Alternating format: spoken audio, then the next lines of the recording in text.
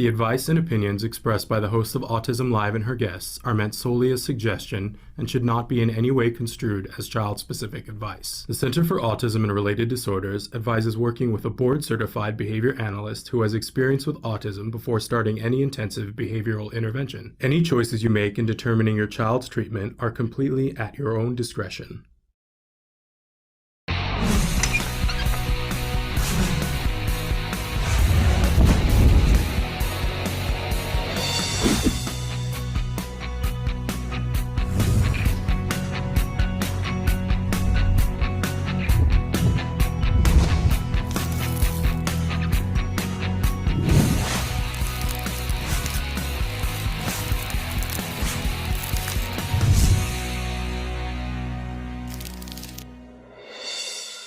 Good morning and welcome to Autism Live. I'm Shannon Penrod and I'm so grateful to be here with you this morning and so grateful that the internet is holding up. We just have had internet issues. So thrilled to be here, thrilled to be with you and not be frozen. Hey, I'm starting out by saying good morning to Diana and Mary Kathy on YouTube, which is a great segue for me to remind you that we are live. We are coming to you from my house and other people's houses all day today. Thrilled to be here. But you can be interacting with us just like Diana and Mary Kathy are. So let me tell you a little bit about that because we are live for the next hour. That's right, an hour live here with you. And I'm so excited about it. So we are live right now on YouTube, on Periscope, on Twitter, on Facebook, and on our homepage, autism-live.com. Yes, the website supposedly is fixed. So check us out there. It only takes a small miracle, right? But we are available in all those places live right now. We will also be available recorded on all those places immediately after the show. And then we will also podcast later in the day or tomorrow this episode to iTunes, Apple Podcasts, Spotify, iHeartRadio, Ghana, Amazon Music, Google Podcasts, Deezer, and many more, like too many more now to list. And we are loving your suggestions of places that you would like to hear us that we are not yet. And assume that if you're on your favorite podcast place and we're not there, assume that it's just because we don't know. And please let us know because we would like to be as available to people as we possibly can. One of our benchmarks is that it has to be free to the viewers. We are a free download everywhere. We feel like you have enough things to spend your money on. And when I say you, the people that I'm talking to are the very large autism community, the big, beautiful, bold, diverse autism community. That starts, of course, with individuals who are on the autism spectrum. I always like to say they're the beating heart of our community. Everything that we do starts and ends with them, correct? But we also welcome to our audience and to the discussion everyone who loves those individuals. There's a phrase that's going around right now, allies, right? And I consider us all part of a beautiful community that we get there together. And where is there? It's different for everyone. It is not a one size fits all. What one person needs is not what another person needs, right? I mean, when would it be in life ever that way? But we know that individuals on the autism spectrum deserve respect, jobs, housing, the opportunity to love who they love, to wear the clothes they want to wear, right? All of those things.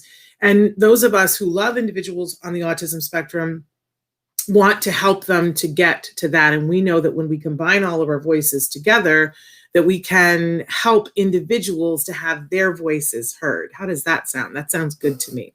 So we are, I love, Purple Lover said, can I ask a question here? And Dakota North said, you just did. And both of you were right. Yes, you can ask questions wherever you just asked that question. And that's true, it is a question. But we will take a question of something that you really want to know. Absolutely, right where you just did it, Purple Lover. And it shows up almost in real time now on our new platform, which we're really, really loving. So that's how you do that, to ask a question on whatever platform that you're doing. I will tell you that for YouTube and Facebook, Twitter, and Periscope, because on this new format, we have the feed comes right in. So you ask the question, and I think it's fairly quickly, it shows up here on my screen. It takes a little bit longer on our homepage, autism-live.com, but there is a chat button there. And I really encourage people, if you're watching the show recorded, to leave chats there, because we check that regularly and fold those questions in when we have experts. And someone said, thank you so much for a supportive community. I'm striving to use my voice, and Autism in Live is helping me to find it. And that just warms my heart to the point that I can't even speak. Not really, because I can always speak. But I'll tell you something, that October's been a little bit of a hiccupy month all over the place, but November is shaping up to be like the best lineup of guests we have ever had on the show. 10 years now. And it's November. I can't even tell you, but already there are two guests booked that I've wanted to have on the show forever. You're going to lose your minds. All right. So keep showing up, and we're going to unveil in a couple of days. And also, you want to make sure that you're here with us, not this coming Friday, but the Friday after, because it's our Halloween episode with Nancy Allspaw Jackson and I, and we have decided who we're going to be. And if you've watched our show for Halloween before, we don't do it a little, and COVID's not going to stop us. So you're going to want to check this out, because we have arrived at who we are going to be, and I think it's going to be super fun. Hi, our journey. We're so thrilled to have you here. So thank you so much for being here. All right. I like to remind you at the start of the show that we have many, many experts on the show, and I'm so privileged to be able to bring that to you. I know in the early days, after my son was diagnosed with autism, I was like, where do we go to get information? It just seemed like the wild, wild west. And there was some excuse me. These are new teeth. I'm kidding. But there were some information. I can't even say it still. There was some information on the internet that I wasn't sure, is it good information, is it bad information? And now there's just that much more, right? So I was always wanting to go to a conference, couldn't get to a conference because I couldn't afford it. And who was going to watch my child? And if I could find somebody to watch my child, he wasn't going to make any progress, right? While I was gone. So, there was no going to a conference. And I would try to buy books when I could, but books were expensive, right? But I was so jealous of people who could go to conferences. Now, I'll tell you two things. Right now, in this month, TACA is doing their month-long online conference. And it was $50 to register. For those of you who watched the show and got in on the early registration for $25, it's a month of conferences, experts that you can watch online. And I think that that's absolutely wonderful because you can't get enough of that, right? That interaction with experts and finding out what's going on for what you need to know, which is not one size fits all. But many, many years ago, I got sent to the home of a family, and I met their kid, and it changed everything. And of course, I went to the home of Logan Shepard. We've talked about him before on the show, and we want to give a big shout out to Pete Shepard, his dad, because Pete's the one that changed our world. I came to his house to sell him a closet because that's what I was doing. I was selling closets. It was the only thing I could do with the time that I had available because my son had been diagnosed with autism. Had a master's degree in theater and had been a theater professor, and I'm selling closets. Look, it was an honest living. And I showed up at Pete Shepard's door, and he is one of those people who is just always finding the joy. And I don't know about you guys, but when I was in a really bad mood on the day that I came to his house and feeling very sorry for myself and not knowing what the future was for me or my son. And Pete was just one of those really happy people, and I kind of wanted to choke him. And but he kept asking me questions, not about closets. Can I just say, he was asking me questions like, was I a parent? And how old was my kid? And was my kid talking? Like, who asks these questions? Well, eventually I found out that he had a kid on the spectrum too. And Pete is the first person who introduced me to CARD. Changed my life. Changed my son's life, changed my family's life, changed our trajectory. And it's the whole reason why I'm here with you today is because of Pete Shepard. But at one point, after he was telling me about CARD, I said, my husband and I are like, there should be a magazine or something about autism. And I remember Pete was like, well, good luck with that. You have a lot to do to help your kid first. And then, check back with us about that, right? But lady, you got a lot to take care of in your own house before you go start a magazine. But really, that was the germ of the thought that eventually became a radio show and then now became Autism Live. So we're thanking Pete Shepard. We would not be here. That the long and winding road that got us here started in Pete Shepard's living room because he is an uber happy, joyful person. So blessings upon Pete and his birthday. But I go to that because my whole thing was I want to go someplace to have experts. So I want to remind you, we bring you as many experts as we can, as often as we can, but I'm not one of them. I've already identified myself as the mother of an individual who was diagnosed with autism at the age of 2.5. And, I'm not even an expert in him. So I have an opinion. Yes, I have an opinion. And I like to say an informed opinion after interviewing people for over 12 years now about autism, but not an expert. So don't confuse me there, right? I'm just cycling through. We have had a couple of questions that I want to get to really quickly because we have amazing guests this morning. Where is my chat here? Okay. So my son is 30 months old. I'm doing ABA therapy myself. He's combining 2 words to request his needs. Now I'm working to make him express his interests and achievements. Any tips on that? I'm going to tell you 2 things that are available to you that we talk about this on the show all the time. One of them is called ibehavioraltraining.com. And it's a wonderful place where you can get very low cost videos about how to teach an individual on the autism spectrum. And really, the truth is, it's about how to teach anybody anything. It just happens to also be effective for people on the spectrum. And they offer free trainings every week. They have trainings in 3 different categories. They have them for people who are already in the field and working to get their CE, their continuing education units, or to learn about a subject that they don't already know about, or to become a registered behavior technician. They have videos about all of those things that you do. It's self-paced, gives you quizzes, and you can do them, stop, pause, whatever, perfect, right? They also have a category that's just for teachers. How do you make the classroom work when you're dealing with some of the challenges that come with autism? It's great. I'm a former teacher. These are great videos. And then there's a third category that are just for caregivers, that are the very real realities of being at home.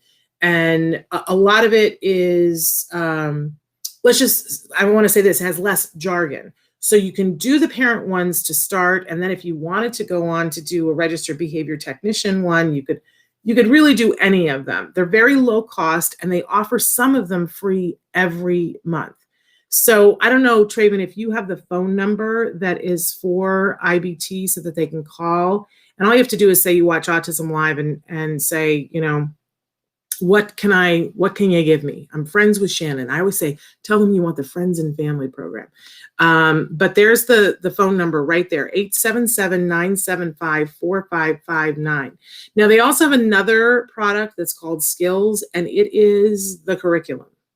It is the curriculum that they use at CARD. It's the curriculum that helped my son. It's amazing. You don't have to be a CARD client to use the curriculum. It is a subscription base. If you tell them that you saw it here, they'll give you a 10% discount. But it has all of the things that you're asking about. Let me go back to, because you're wanting for him to express, so it's desires that you're working on for him to express his interest. And so there's a whole set of lessons, I believe it's in the cognition curriculum, that's about desires. And he'll learn about his desires, what he likes, and he'll also learn to think about that you like things different than your friend Letitia, right? So that he'll start to notice that. And that's the beginning of perspective taking, which is pretty awesome, right?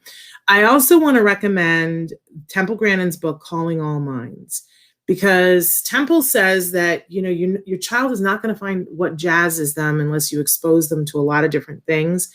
And so she has a book called Calling All Minds. In fact, we're recommending it on our, the toy guide that's coming out in a couple of weeks as a gift to give to caregivers, because it has little things that you can do with your kiddo to sort of see what sparks their interest, from, creating a paper airplane through so many other different things. And excuse me, the truth is that, like anything else, we don't know until we expose them to it. So, and that's hard during COVID. It's super duper hard. But the truth is that you can find a lot of virtual things that you can take your child to virtual museums right now, virtual zoos. And there's a lot of art programs that are on there. I encourage people, just like flood your child with culture to see, you'll see very quickly what they gravitate towards. And then you just expand on that. So we've had Christina Adams on the show before, and her son was always interested in airplanes. And so she didn't leave it there. She, took him to an airport and hired a pilot, to just sit in his little Cessna plane and show the controls to her child to see, are you that level of interested, or are you just like the outside? Like what do you like, right? And then you just start feeding it a little more and a little more. And, her son didn't end up being a pilot, but it fed other things. And then she could go, oh, it's this part of the plane that he likes. And it's this part of this, which is pretty cool, right? But I love that you are taking this on in COVID at 30 months, girl, you're making it happen. That's really wonderful.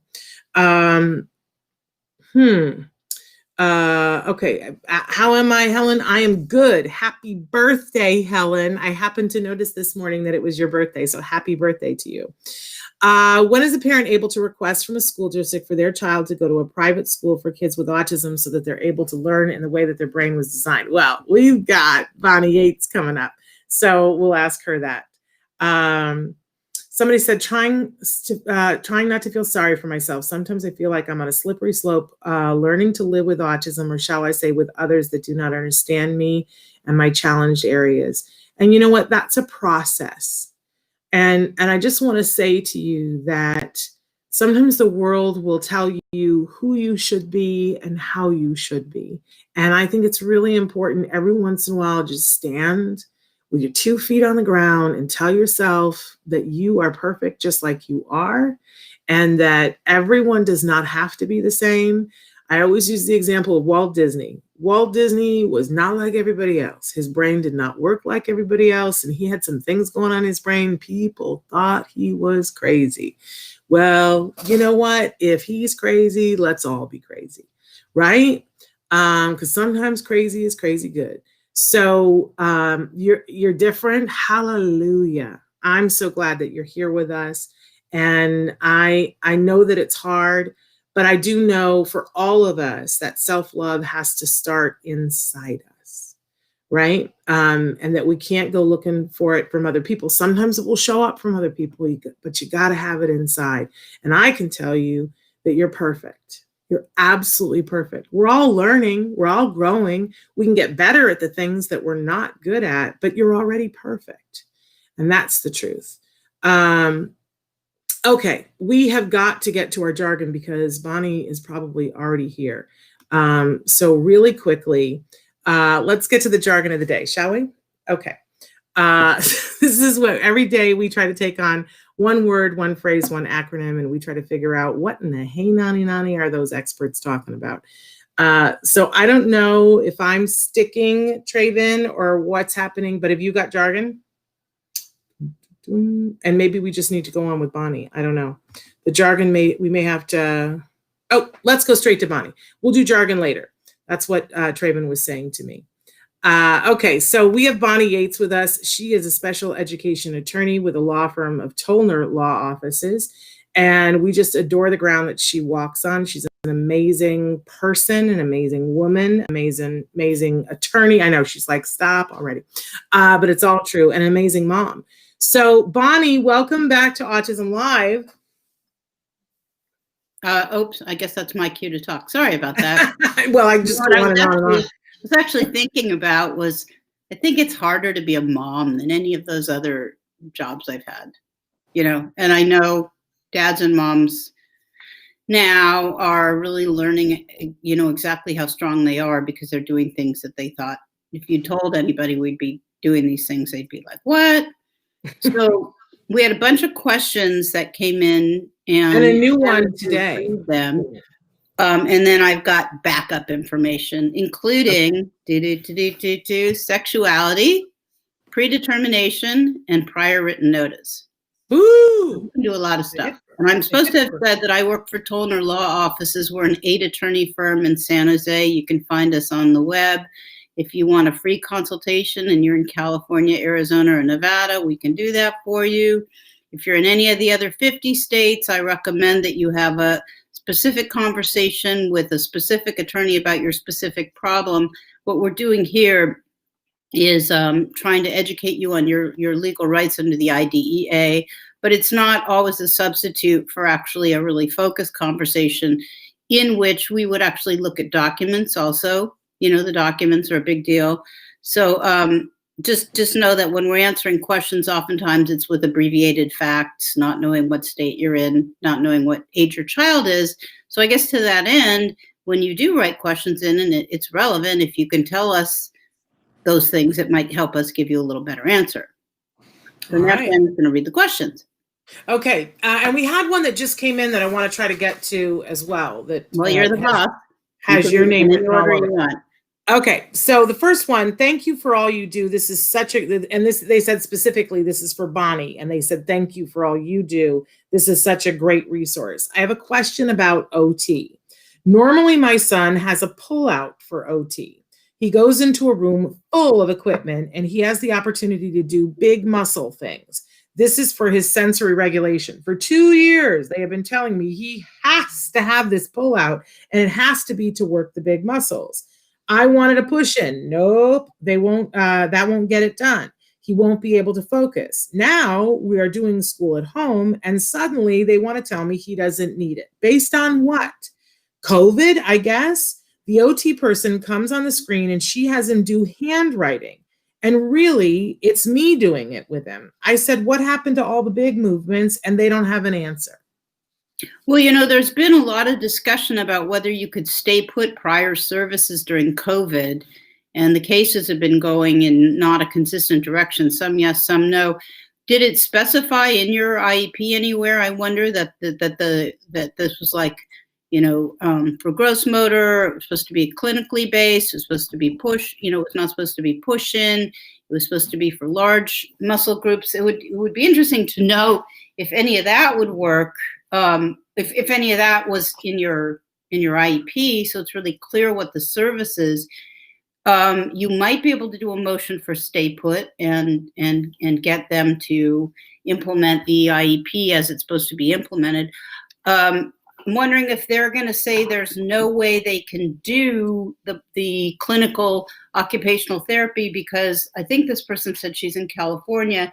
If that's the case, the Norris case, which I circulated a few weeks ago, said if it's necessary to provide FAPE and the district can't do it with its own staff, that's what non-public agencies are for. So they could certainly pay for clinical occupational therapy from a non-public provider if they don't have the ability to do it, in-house on their own. It probably behooves you to write them a letter and tell them that you were consulting with an attorney, and the attorney didn't seem to have the same view as the school district did about why the change in the OT service delivery was permissible, even though that's not what he was getting before, and tell them that you would like to have an IEP meeting with them and you hope you can work it out. Now, if you can't work it out, you've got more than one option, and maybe we could talk about that in a separate show, but specifically, your options would be file for due process and move for stay put, or you could do a complaint to the California Department of Education saying that they aren't implementing your child's IEP properly, and CDE will get involved, and if they find things are wrong, they will order corrective action. And I do want to say that I feel like one of the bright spots in the last few months is that CDE has been staying on top of districts.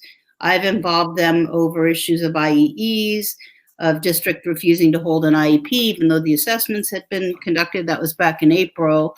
And so districts don't like compliance complaints. They don't like the state coming down and sort of poking around in their business. So that might be the most cost-effective way for you to do it. You could also do what's called a uniform complaint, which just goes to the superintendent of your school. I just think those tend to be unproductive. Usually, a lot of the time, it just ends up being a rubber stamp of what was done below. But those are some options for you. And I don't think, as Shannon said, there hasn't been any showing that that there was a reason, a clinical reason why the services changed. We understand that the services have changed because the district doesn't know how to deliver them anymore, but that's not adequate. Yeah, I guess, I'm with you on what is in the IEP, because even for OT, they have, goals that your child has. And if there are goals in there about those big muscle, things, then that's, like you said, Bonnie, I mean, that's where you start and stop. I'm just wondering, so you have an Yeah, IEP. that's a very good point, and one that I didn't think of, which is why it's nice to have you as my backup. You taught me well. I learn at the feet of the master. But here's my question for you, though, that I don't know that I know the answer to. So you have your IEP and you have your goals, and if they haven't X those goals out at the end of the year, you start the year with those goals until you do a new IEP. Right? Well, then they haven't offered FAPE in that area. If you don't meet the goals, then they haven't offered FAPE. So there we are, because it seems like that's the easiest path to pull out your IEP and go, why? Oh, in OT we have these 3 goals, and I haven't seen the person work on that. And maybe they should be videotaping it to say, it's been 3 weeks and never once has she worked on this big muscle group. I don't know. You're the lawyer. Tell me. Well, we just don't know what the IEP says, what the goals say, what the baselines were, whether the child is regressed during COVID and comp ed is owed, but we sort of presume that it is. So, but I guess my question is, they can't just decide without an IEP to implement new goals or different goals that were in the IEP just because summer happened, correct? Well, the distance learning plan is the way they implement the IEP during school closure, but that to me doesn't mean different goals or a different service. Certainly, if it were to have been a different service, like, oh, okay, the best we can do now is fine motor, if you change that without an IEP, it's a change of placement without, parental notice or participation. So I don't think they're right about it. My feeling about it is just, hey, they're trying to see whether, it'll fly or not. Yeah, I'm in agreement with that. So pull out your IEP, take a look, and then if you want to, write us back. Next question. I asked my school for a distance learning plan, like you suggested. They said the plan is for everyone to have distance learning. I said, I need something for the IEP, and they said they're still doing the IEP. They acted like I'm crazy. What are the words that I need to say? And I've heard this from more than one parent, Bonnie, that the school is like, the distance learning plan is we're going distance learning. They don't know what it means. What I would have to ask her first is, what are they doing now, and how does it compare to what your student had prior to school closure? Are they implementing the IEP to the best of their ability? The law in California says they have to have an emergency plan, and they do need to reduce it to writing. So again, I feel like districts, okay, first of all, I just want to say to everybody, the districts are really busy. Like, the attorneys are being really slow to get back to us, and they're even coming way close to blowing timelines on 30-day IEP requests. So if you're experiencing that, it's not in your imagination. And so I think their problem is they're probably having to do some kind of IEP for every kid, where before they were only doing them manually. So they're definitely backed up. And I think you need to have a discussion with them and tell them that you understand that the distance learning plan is the way they're implementing FAPE, but you have concerns about the way they're implementing it, and you have some other ideas and suggestions, and you want to have a meeting. I mean, if at the bare minimum, they need to send you the distance learning plan, they're acting like they don't even, a lot of these schools, Bonnie, are acting like they don't even know what that is. Yeah, well, guess what? That's not true. They do know. Okay. SB 820 specifically references that anytime there's a closure of school for more than 10 days, at the next IEP, the district has to develop an emergency plan. So that's California law, SB 820. You Okay. know, I mean, sometimes you just hear stuff and you sort of scratch your head. I had a question this morning from an advocate who told her that prior written notice wasn't a part of the law anymore. And I was just like, well, here's the law. I don't see any changes. I mean, you have to consider the source. And I guess, you really have to consider the source. Like, I learned a long time ago in law school, after you would leave and you would, from an exam, you'd hear everybody talking about what they wrote on the exam. And then you'd get all intimidated and freaked out. And then you'd say to yourself, I can't listen to these people. So, if people are telling you stuff and it doesn't seem right to you, that's probably because it doesn't pass the smell test. There we go. Okay. I feel so bad for this parent. They say, I am just done with this school nonsense. I want to stop. Can we just throw this year in the rubbish? We were distance learning and I tried it for 4 weeks. Then I asked for an IEP to say it's not working.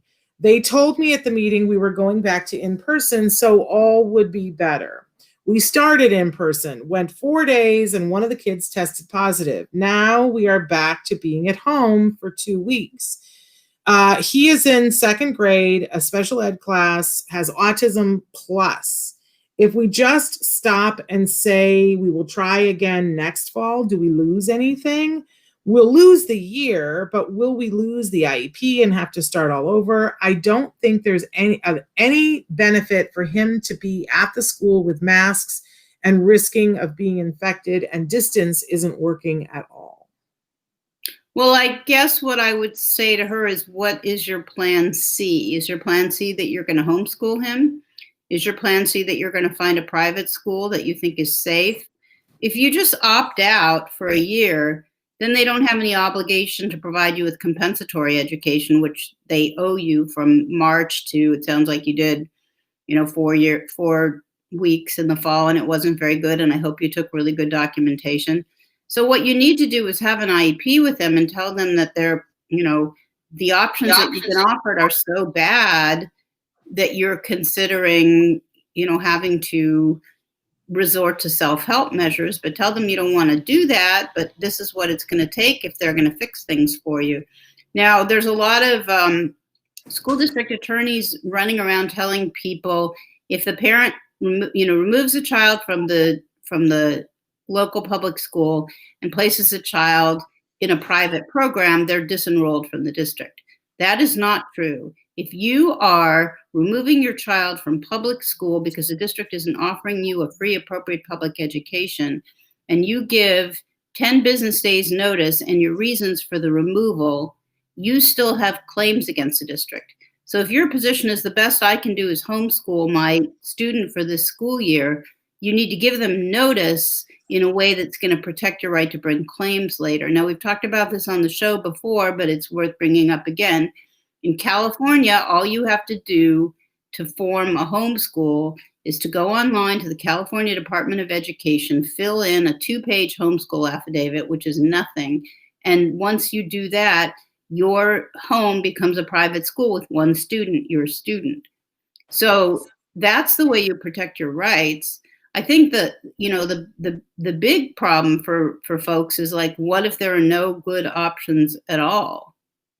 Well, and I'll be honest with you, Bonnie, I'm hearing from a lot of parents who have kids that are greatly affected, and, that things are really hard in a regular situation, but with COVID, and they're saying to me, why can't I just not do any, I want my child to be educated, but I send my child mostly to school for them to have a break, for them to socialize, for me to have a break. And since none of that is happening, can't I just, and parents who have said to me, listen, my kid is not the kid who's ever going to go to college.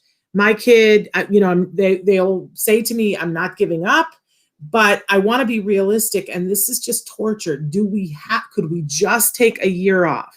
Well, yeah, I just told you how to take a year off. I mean, I just told you you could do homeschooling for a year and not. But what if they don't want to do homeschooling? Can they what are they going to do? Play and homeschooling. There's no specific curriculum they have to follow.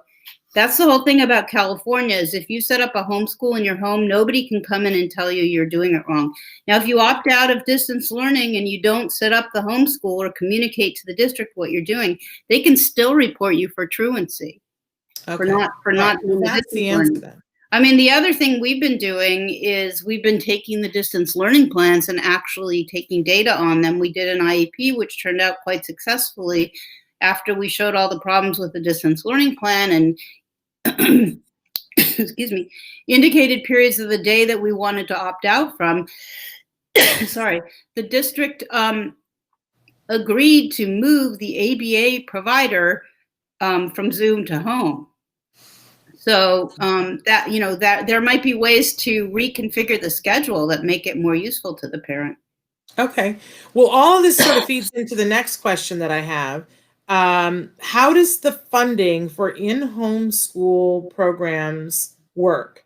I just keep thinking they already have this figured out. The ones that you subscribe to, I think is what they're talking about, that they've already have this figured out. I would switch to a homeschool program if I knew we wouldn't have to pay for it. Okay, well, the private homeschools like Laurel Springs, you do have to pay for. The advantage to those is that you don't change districts. If you write the district a letter and you say you're not offering me a FAPE, I have no choice, but I got to set up a homeschool in my home, and I'm going to use the Laurel Springs curriculum, you still have claims against the district for the time period when your kid's going to be in homeschool. If instead you put your child in any one of a number of these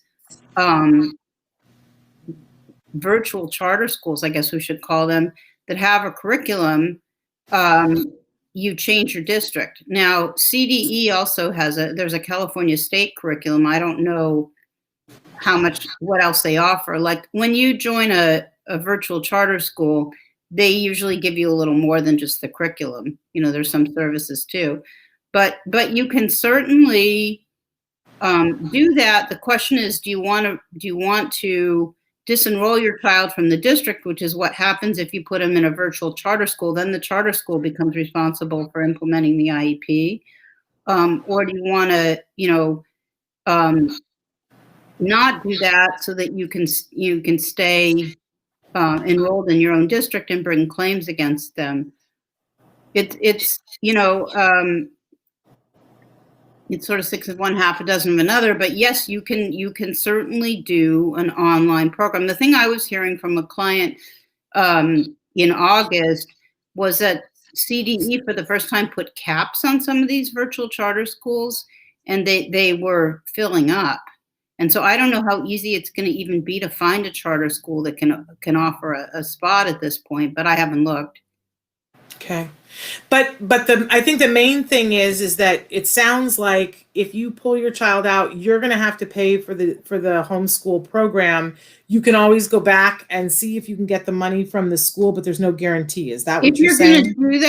If you are going to do that, I mean, legally, that's true. I mean, if you can't find a free curriculum that you can use, you need to give the district 10 business days notice and tell them why. And then, yes, you can certainly, when school reopens, there's going to be a reckoning in terms of, what kids are owed for comp ed.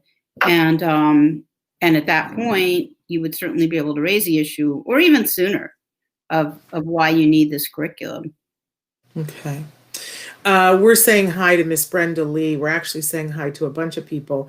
I want to go to a question that Missy asked. She's in Glendale, and she says, when is a parent able to request from a school district for their child to go to a private school for kids with autism so that they're able to learn in the way that their brain was designed? Well, the answer is when the district can't offer them FAPE within the district. I mean, we do private school cases all the time. You've got to get an outside evaluation that looks at the current setting and then looks at the possibilities and makes a recommendation. You need to take that back to the district at an IEP meeting and say, I've just had this qualified outside evaluator look at my child's needs via assessment and also via observation, and she doesn't think the present placement is working. She thinks I need a non-public school. They don't usually like to say the name of it. It makes it hard if it turns out that school isn't available. So they usually say things like, well, it needs to be a special education school with a class size no larger than 13 and teachers trained in multi-sensory reading methods and, OT on staff. And I mean, they can list out all the specifics. When the district is asked that at the IEP meeting and they say no, that's when you have to file for due process. And most people that get private schools or non-public schools are having to go to due process. Not everybody, but a lot of people wouldn't have the services they have if they had sort of quit at the IEP level. I want to do a shout out because I don't know if she's still with us, but Melissa Schomburg-Lander was with us for a few minutes. Oh, cool. And she was somebody that you did a shout out for last week and talked about how amazing she is and her service standout advocates, how amazing they are. I think we're both big fans of hers. Just giving a shout out to her. Yep. I also want to say, somebody wrote in and said, I'm doing play-based therapy. My little girl is 30 months old. She has language, some sort of social skills, but she engages in self-play most of the time. Any tips on improving social behavior?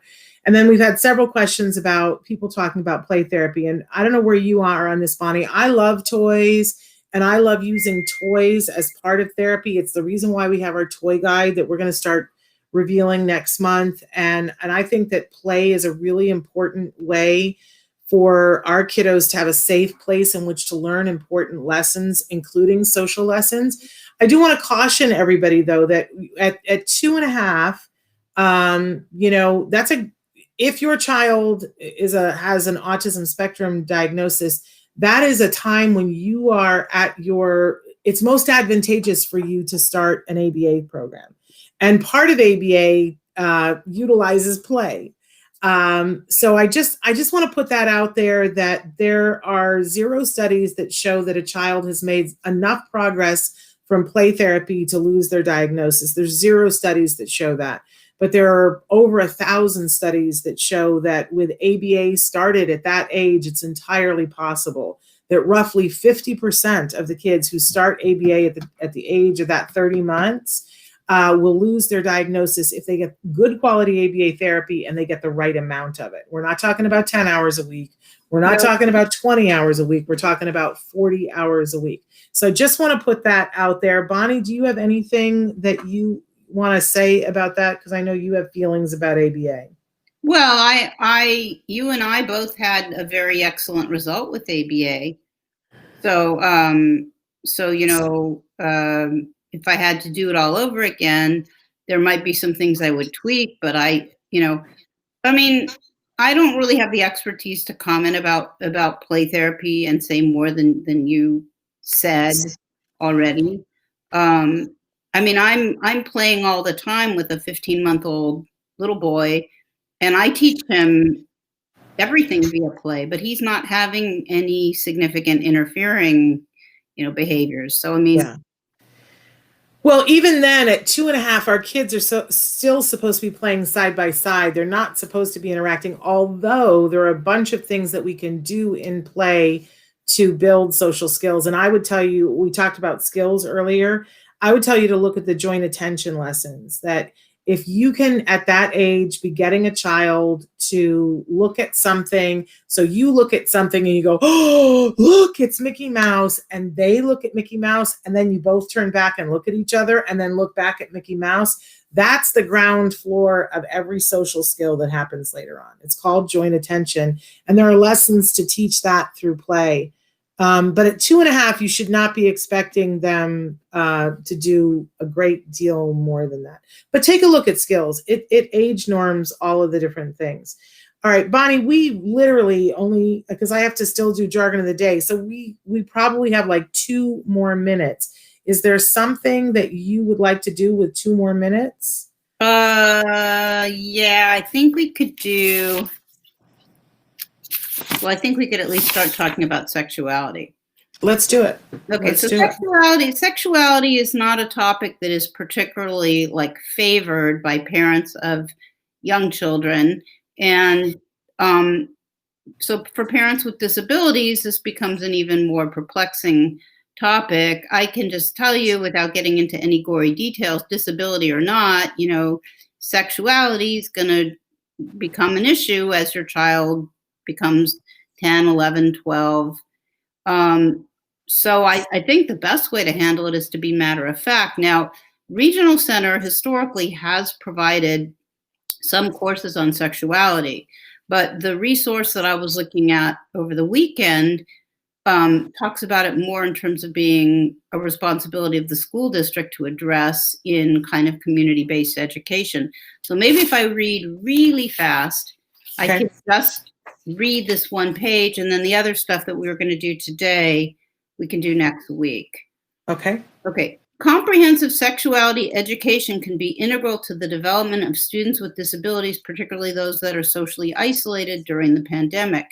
Sexuality education concepts include personal and interpersonal skills such as valuing others, making decisions, communicating, and self-advocacy, said Rachel Schwartz, an education consultant and behaviorist with the Watson Institute in Pittsburgh. But often these skills in the context of sexuality are overlooked.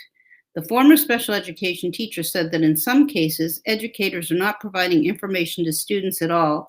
In other cases, educators are providing indirect, incomplete, or infrequent information. And that goes back to, we're all animals. This is a biological process, and we have to just be matter of fact about it, in my opinion. Sexuality education may be ineffective when language is not concrete or it is incomplete, said Schwartz, adding that educators tend not to say things as they are.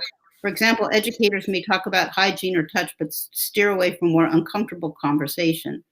The best thing we can do as special educators is to empower language, she said. Sexuality education is not just about sexual intercourse. Sexuality relates to self-image. Schwartz said that when it comes to sexuality, students with disabilities develop the same as their peers without exceptionality. They still want to have personal connections with other people. Schwartz said that by not integrating sexuality into differentiated instruction, we're really denying students the ability to be included in a community and interacting. By being more deliberate, educators can prevent adults coming into this world without necessary knowledge and being susceptible to sexual assault and sexual abuse, she said. So should I stop there and I can do the rest next week? Yeah. We had one more question. Thank you, Bonnie. We had one more question come in. Do you know the name of a lawyer in Queens, New York, who represents teenagers for Social Security benefits, or a group I can reach out to? Yeah, Gary Meyerson, Mayerson. He's in New York City. Call him and get a reference. He should know somebody. Okay. Mayerson, or Barbara Ebenstein, who I've mentioned before on the show. Ebenstein. They ought to know. And if you are in California, Nevada, or Arizona, we want to encourage you to reach out to Bonnie's law firm, Tollner Law Offices. And they said, thank you for that, Bonnie. And talk to them. If you want to get a free consultation, you can. You do have to fill out some paperwork to be able to do that. It's a very short form. But can I just jump in and say somebody else is posing a really good question that we don't have time to answer on the air now, but we could talk about next week. When is a good time to tell the child they have autism? Yeah. So we'll come back to that. Yeah, that's a really important question. But Bonnie, we thank you so much. Oh, the other thing I was going to say is that you also recommend that if somebody is outside of California, Nevada, or Arizona, to reach out to COPA. Both of us have this tickle. Yeah, exactly. Me. COPA is a really good place to start. I think it's a really good organization, and they do have an attorney directory for all the 50 states. So thank you for mentioning that, Shannon. COPAA.net. I believe .com works as well. But Bonnie, we so it might be. I don't know. I'm just kidding. You know what? I think it's COPA.net. Okay. But it might, but see what works. Okay. Bonnie, thank you so much. We're going to stick around to do Jargon of the Day, but we really appreciate you being with us and answering these questions. Okay. Well, we'll pick it up next week. We will. Thank you. Bye-bye. Bye, everybody. Okay, I just didn't want to get behind on our jargon. We have a quota. We have to do a certain number. So let's go ahead with Jargon of the Day there, Traven. We're doing it at a weird time. But This is when we take on one word, one phrase, one acronym. We try to figure out what in the hey nani, not look at what our jargon of the day is today. What in the hey nani nani are those experts talking about, and what does it have to do with us? So we were just talking about IEPs. And I always encourage you, if we're using letters on the show and you're like, I don't know what they're talking about, please remember we were that way on a day. I remember somebody saying the word IEP. I was a teacher and I didn't know what it was, right? So let's go ahead and look at our actual definition of what an IEP is, and then we'll give you a working definition, something that you don't have to have a degree in education or be an attorney to know. So Traven, can we have that screen back? There we are, IEP. So what's our actual definition of an IEP? IEP stands for Individualized Education Program, a federally mandated legal document that details education goals for a specific child within the special education scope. You have to have a qualifying reason to have an IEP, but autism, if you have an autism diagnosis, your child is eligible for an IEP. We'll talk a little bit more about that in a second, but this is a little bit overwhelming, right? Because you go, I don't know. So let's go on to our working definition of what an IEP is. This is a written plan to educate a child with special needs that must be followed. It's a legal document, and what is on there, you have a legal right to. So a lot of times when you guys write in and ask Bonnie a question, we'll say, what's on the IEP? Because everybody's goals are different, and there are different parts of the IEP that there's a place where it specifies services. So that's where on the service page is where you'll see if your child has an aid, you'll see if your child has OT or APE, alphabet land, right? So OT is occupational therapy, whether they have speech, whether AP is adaptive physical education. There might be other services on there that your child gets, and they'll detail how many minutes they get across a month or a semester or a year. They're always pulling out their calculators, figuring out how many, if it's, once half an hour a week, how many minutes is that across a year, right?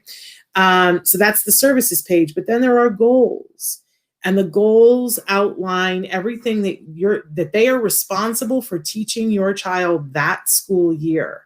So, it's really like it's like a crystal ball. You want to look into the future and see, okay, at the end of this school year, he will be able to identify all of the letters in the alphabet, right? And then they set benchmarks for, we don't just plan to get there. Every quarter we have to report, how are we doing on this, right? There are accommodations. There's an accommodation page that talks about things that have to be a little bit different for your child as opposed to another child. Like maybe on the accommodations page, it has that your child has preferential seating in the classroom so that they're sitting in the front or the back or whatever works for them, right?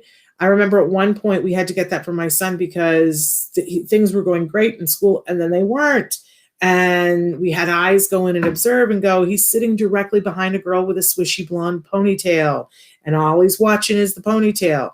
We switched their desks, and now he was sitting in front of her. We go back to being a stellar scholar, right? So sometimes our kids need preferential seating. Accommodations could be that they get more time on assignments, that they get reduced homework. I mean, the list is endless for accommodations. But the other thing, that there's a place on the first page of your IEP that it says behavior intervention plan attached. And if it is checked, then the behavior intervention plan has to be attached, and then the behavior intervention plan becomes legal too, which means if they don't follow the behavior intervention plan, they're in trouble. So if the behavior intervention plan says that if your child is spitting, it says first we do this, then we do this, and then this happens, right? And so if it doesn't, and your teacher decides to humiliate your child and make them stand on a chair with their face in the corner, and that's not what it says on the BIP, because it would never say that on the BIP, the behavior intervention plan, then that's legally actionable. So often as we watch the news and we see these ridiculous things that teachers do with kids that are on the autism spectrum, and I'm a former teacher, it just makes me nuts. But it also makes me go, is there a BIP, and was it checked off attached to the IEP? Because if there is, people are in a whole world of hurt and trouble, right? Because that's when legally you have big standing.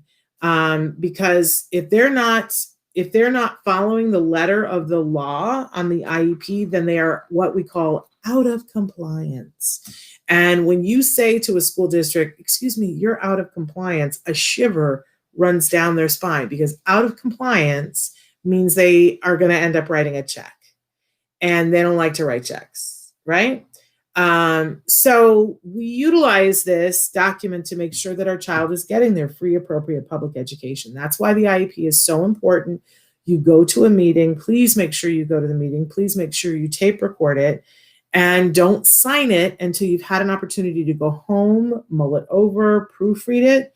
I've had IEPs where they shoved something into it that we did not discuss in the meeting that I caught on the second and third read. If you have the opportunity to have a friend or a lawyer look it over and make sure that it's all on the up and up, and then you sign, right? Amanda says, I love accommodations. You can get them for standardized testing as well. It was very helpful for my son. Oh, yes. The accommodations page sometimes makes all the difference in the world. You know what my favorite accommodation was? Is that that my child, now he's at a school where they do this anyway, but I know why schools don't do this, because they can't always afford to, but having one set of books for the school and one set of books for home. So you never are sitting there doing homework and going, oop, we don't have the book. And your child doesn't end up with scoliosis from carrying every book home every single time. I can't even tell you what a difference that made when we had that accommodation put in. Having someone to work on executive functions things with your child, especially when they get up into those junior high years, you can ask for executive function assistance, either from an aide or from someone else. And what it does is helps them to learn how to use a planner, and checks in with them about, okay, you were assigned this and it's due in 14 days. So what do you need to be doing today, and carrying them all the way through? Because a lot of times our kiddos can do the work. They just don't know how to hand it in and take it to completion. And having an executive functions coach sometimes can be like, woo, watch that kid become stellar A student. Okay, so that's our jargon of the day. We got to quickly move on to our question of the day for you. Our question today is, how is distance learning going for you? How's that? And I laugh because it's that or cry, right? I don't know anybody who's like, woo, my distance learning plan is so good. It's so much better than it was before. I have heard people say my child is learning so much more than they were in school. I have heard that, but it's not because of the distance learning plan. So how is it going for you, and what do you need? Because we're going to be talking about this more and more, because it's the hot topic right now, right? So moving on, we always have a topic of the week, and how do we put all of these things together? What is our topic this week for you? It's learning to learn, and being able to help our kids to learn and grow. It's really important to educate our kids, but if we lose out on that part of education where we're teaching them how to learn, we're missing the boat. So I love, and this is one of the reasons why I love good quality ABA, is because the whole purpose of ABA is to teach you how to learn and how to generalize things, so that, my son asked me a question the other day. He's in honors physics, and it's just a headache. And he said to me, he was working really hard on this midterm test, and it's just really exhausting. I don't even understand. I look at the questions and I'm like, is that even English? I don't know. Right. And he said to me, is this even going to matter for me? Is this stuff I'm going to learn later on? And I said to him, there's a lot of stuff that I learned in school that I do use. I use every single day, and it's not the stuff I thought I was going to learn.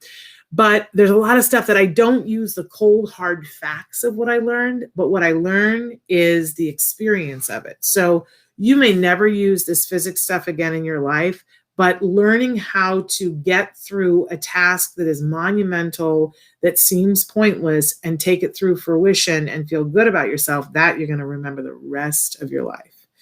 And I think that this is true for all of our kids. And when I think about the fact that when my son was starting kindergarten, and the thing that I was worried about was, will he ever understand that today is a Monday and what things happen on Monday? Will my son ever know that? And I would cry because it didn't feel like to me that he would ever, he would get up and I would say, it's Monday, and Monday means we go back to school. And it would just, and I thought the day isn't going to come that when he goes, oh, today is Monday, or, we're 2 weeks away from election day, like he won't be able to put that into context and understand the magnitude of all these different little aspects, that he'll never be able to do that. And I just want to share with all of you that, my gosh, no, we got there and now we're working on honors physics, So I just want to say, learning to learn. If we can't get to the point where we can actually be educating into facts during distance learning, I would tell you, spend less time worrying about that. Ask yourself, is my child learning how to learn in different environments? And if you're doing that, this year is going to end up okay. It will. Maybe we'll have to go back and teach some of the fact things, but really the most important thing is, are they learning how to learn? And this distance learning thing is a different modality, and it's hard, and every kid comes in at a different level and with different interests, but it can be done. We've had people on the show like those air tutor people. I'm trying to think, we've had other people on. I got to get Sarah Niehoff back on, but there are people who are very good at helping our kids. I'm not talking about other people's kids, our kids, to be able to do it in this modality. And I don't think that that's unimportant. We got to meet them where they are, but having them be able to learn in this modality will help them the rest of their lives. It will. So in any case, somebody says, not going. I pulled him out to homeschool and I'm loving it. Man, you're an inspiration to all of us, right? We're going to have you tell us some of your tips and tricks. People say it's hard. The homeschooling is hard. Yes, it is hard. All I can tell you is we got to keep on swimming. Somebody said my son with autism passed his driving test. Woo! That's awesome. That's absolutely incredible. Okay, you guys, we are well past the time when we need to, actually, we're not that past. My clock is off. So there we go. But we are over time. So I just want to thank everybody for being here. I want to remind you that tomorrow we are doing a best of Temple Grandin. And so there's some new stuff on there that I don't think we've aired before. And I think you guys are going to really enjoy it. We're back here on Wednesday with Evelyn Kung. She's going to be here with us to answer your questions. You can be sending those in to us, including on our homepage, autism-live.com right now. And on Thursday, we are going to be doing the toolkit box for how to survive this fall 2020. Including distance learning tips, including holiday tips. We've got some great expert advice lined up for you. And on Friday, we're back with Let's Talk Autism with Shannon and Nancy. And Vince Redmond, licensed marriage and family therapist, is going to be here with us. And we're going to be talking about stress. Stress for us, stress for our kids. So, and how to cope with all that's going on. I saw a really wonderful cartoon today where it said, just like, general stress of life, right? And it was a ball. And then somebody hands them another ball and goes, oh, let's deal with pandemic and COVID stress. Oh, okay. Let's deal with all the financial things that are going on in 2020. Let's deal with election stress. Let's deal with, and one by one, they just kept handing him balls. And he has this look on his face like, and it said 2020. And I thought, yeah, that would be all of us, right? And then for all of you, let's add autism and the world not understanding autism and sometimes us not understanding autism, right? Let's add that ball in. Yeah. So we're learning how to juggle. All right, you guys, I got to shut up and go, but I so adore you. And I am so privileged to